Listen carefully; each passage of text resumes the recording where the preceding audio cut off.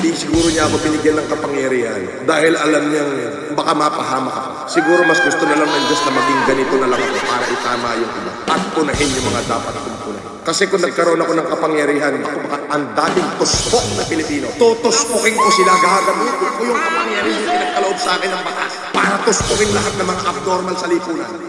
Siguro, mas ginusto ng Diyos na eto na lang ako. Siguro ayaw ako mapahabak ng Panginoon. Kasi kung nagkaroon ako ng kapangyarihan, tayo nangangalgalin ko sila kayo, mapapahamak ako kasi marami na magtatangka sa buhay.